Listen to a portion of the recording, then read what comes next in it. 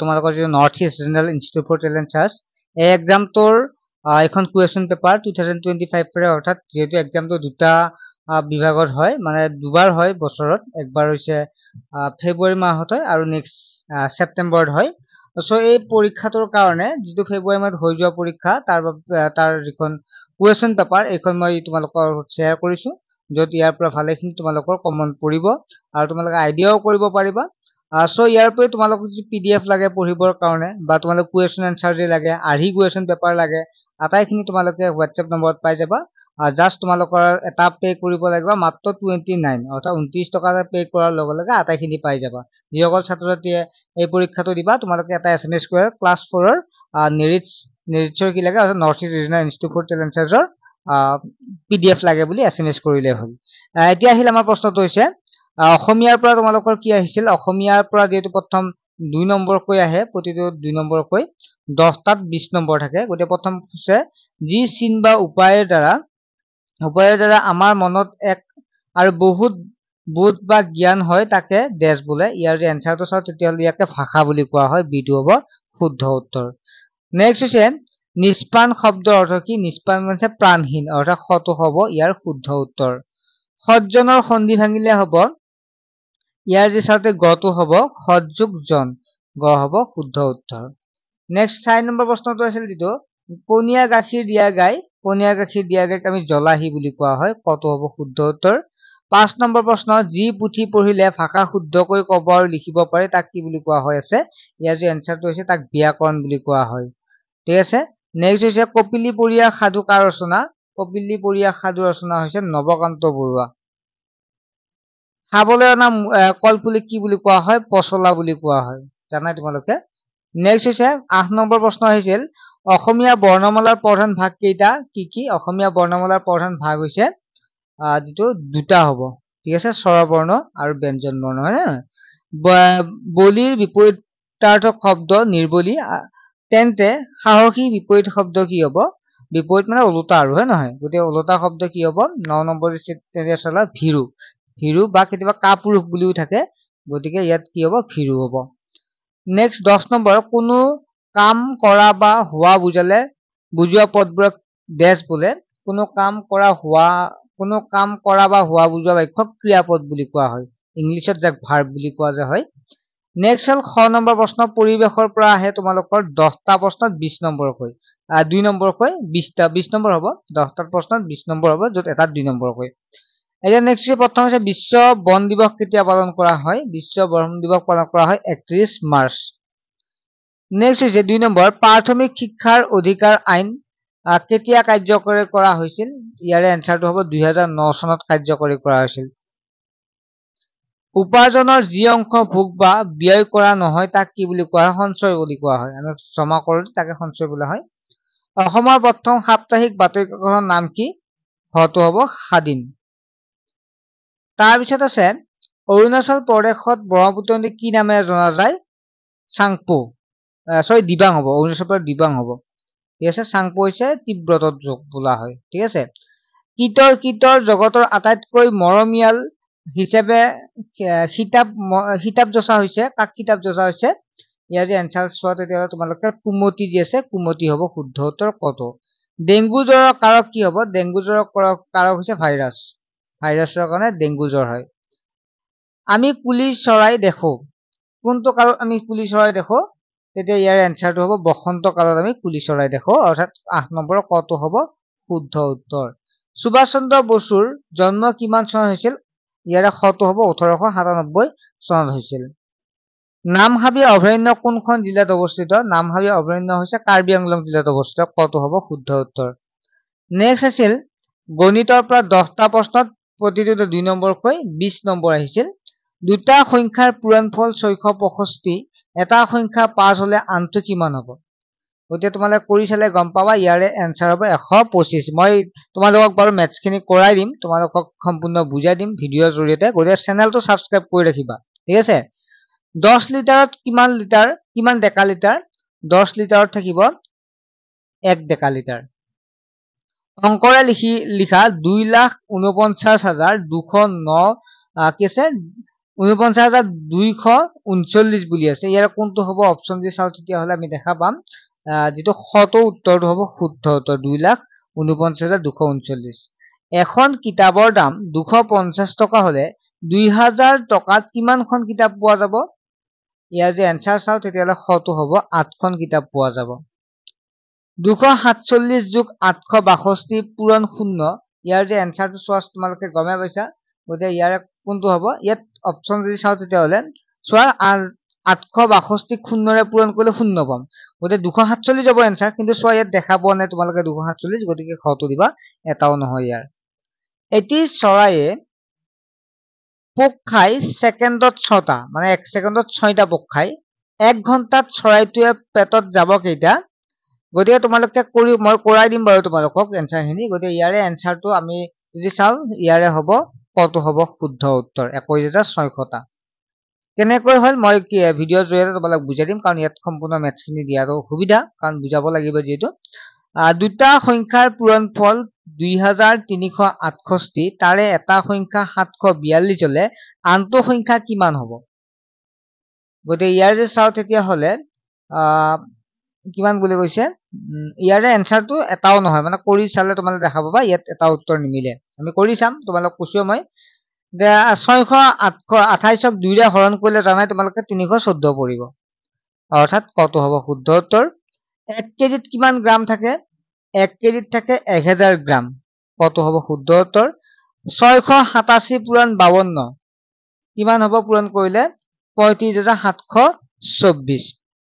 আৰু মই যিখিনি নোটছ দিম তোমালোকে চাবা, ধুনীয়াকে বুজি পাবা। সাধাৰণ জ্ঞানৰ তোমালোকৰ 10টা প্ৰশ্নত প্ৰতিটোতে 2 নম্বৰকৈ একেদৰে 20 নম্বৰে আহিছিল। জাতীয় পতাকাখন গেৰুৱা ৰঙৰ অৰ্থ ত্যাগ, বগা ৰঙৰ অৰ্থ হৈছে শান্তি, তেনেহলে সেউজীয়া ৰঙৰ অৰ্থ কি হ'ব? বিশ্বাস আৰু ধৈৰ্য। অসমৰ ৰাজ্যিক প্ৰতীক কি? অসমৰ ৰাজ্যিক প্ৰতীক হৈছে যিটো গড়, গড়টো হৈছে অসমৰ ৰাজ্যিক প্ৰতীক, হয় ন? গড়টো আমাৰ অসমত পোৱা যায়। অ মোৰ আপোনাৰ দেশ সংগীতিৰ ৰচক কোন? এইটো হৈছে লক্ষ্মীনাথ বেজবৰুৱাই অ মোৰ আপোনাৰ দেশ গীতটি ৰচনা কৰিছিল। তাৰপিছত প্ৰশ্নটো হৈছে বাথৌ আৰু খেৰাই পূজা বড়োসকলে পালন কৰে, তেনেহলে মেডাম মেফি উৎসৱ কোন লোকসকলে পালন কৰে? মেডাম মেফি যিটো আছে সেইটো টাই আহোম যিসকল আছে টাই আহোম সকলে পালন কৰে। গতিকে অপচন দি চাও তেতিয়াহ'লে ইয়াৰে হ'ব কত হ'ব শুদ্ধ উত্তৰ? যদি বংকিম চন্দ্ৰ চট্টোপাধ্যায় ৰচক বন্দী মাতৰম, অৰ্থাৎ বন্দী মাতৰম গীতটি বংকিম চন্দ্ৰ চট্টোপাধ্যায় লিখিছিল, তেনেহলে সাৰে জাহা সে আচ্ছা গীতটি ৰচক কোন? এইটো হৈছে মহম্মদ ইকবাল। মানস ৰাষ্ট্ৰীয় উদ্যানখন অসমৰ কোনখন জিলাত আছে? বাক্সা জিলাত আছে। বৰ্তমান ভাৰতৰ উপৰাষ্ট্ৰপতি গৰাকীৰ নাম কি? ভাৰতৰ উপৰাষ্ট্ৰপতি গৰাকীৰ ইয়াত তোমালোকে এইটো কমেন্ট সেকশনত জনাবা। এতিয়া নতুনকে এজন হৈছে, কোন হয় তোমালোকে কমেন্ট সেকশনত জনাবা, মই কমেন্ট চাম আৰু যাৰে শুদ্ধ হয় সেই কমেন্টটো মই পিন কৰি দি দিম, ঠিক আছে? যিহেতু আমাৰ ৰাষ্ট্ৰপতি গৰাকীৰ নাম সলোৱা গৈছে, গতিকে উপৰাষ্ট্ৰপতি গৰাকী, গতিকে তোমালোকে কমেন্ট সেকশনত জনাই দিবা কোন গৰাকী হ'ব। বৃহত্তম নদীদ্বীপ যদি মাজুলী হয়, তেনেহলে ক্ষুদ্ৰতম নদীদ্বীপ কিমান হ'ব? গটো হ'ব উমানন্দ। মামণি ৰয়ছম গোস্বামীৰ ছদ্মনাম কি? ইন্দিৰা গোস্বামী। নবীন চন্দ্ৰ বৰদলৈক কৰ্মবীৰ উপাধিৰে নামেৰে জনাজাত, তেন্তে হেম বৰুৱাক কি নামেৰে কি উপাধিৰে জনাজাত? হেম বৰুৱাক কি বুলি জনা যায়? অসম গৌৰৱ বুলি জনা যায়। সাধাৰণ জ্ঞান যিটো আমি জেনেৰেল নলেজৰ পৰা আহিছিল 10টা প্ৰশ্ন। এটা পদাৰ্থ এটাৰ গলনাংক বা উতলাংক তাৰ ভৌতিক পৰিৱৰ্তন হলে তলৰ কোনটো স্থিৰে থাকে? এই এনসাৰ দি চাও তেতিয়াহ'লে উষ্ণতা স্থিৰে থাকে। চিত্ৰত দেখুওৱা দুলি থকা দোলক সৰ্বোচ্চ গতিশক্তি কোনটো স্থানত থাকিব? ইয়াৰে যিটো আমি চাও তেতিয়াহ'লে ইয়াত যিটো আমাৰ কি কৈছে, চিত্ৰত দুলি থকা দোলকটোৰ সৰ্বোচ্চ গতিশক্তি কোন স্থানত থাকিব? গতিশক্তি আমি যদি চাও তেতিয়াহ'লে যিটো জ হ'ব, ইয়াৰ শুদ্ধটো জ হ'ব, ঠিক আছে? জটো হ'ব। নেক্সট হ'ল 3 নম্বৰ আছে, তলত বাকচটোত কি প্ৰাণী থাকিব? ইয়াত সংবেদনশীল শ্ৰৱণ, ধূসৰ গাৰ বৰণ, ডাঠ ছাল, তীক্ষ্ণ দৃষ্টিভংগী। গতিকে আমি যদি চাও তেতিয়াহ'লে এইটো ঈগল হ'ব, ঠিক আছে? অৰ্থাৎ গটো হ'ব শুদ্ধ উত্তৰ। তাৰপিছত অসমীয়া ভাষাৰ প্ৰথম আধুনিক নাট কোনটো হ'ব? ৰাম নৱমী, খটো হ'ব শুদ্ধ উত্তৰ। ধান থোৱা হৰ ভঁৰাল, তেন্তে দিন ৰাতি সকলো সময়তে এই শব্দটো কি হয়? চোৱা, ধান থোৱা হৰ ভঁৰাল, তেন্তে দিন ৰাতি সকলো সময়তে এটা শব্দত কি হ'ব? চৰি, এটা শব্দত কি হ'ব সুধিছে। গতিকে দিন ৰাতি সকলো সময়তে কি বুলি কোৱা হয়?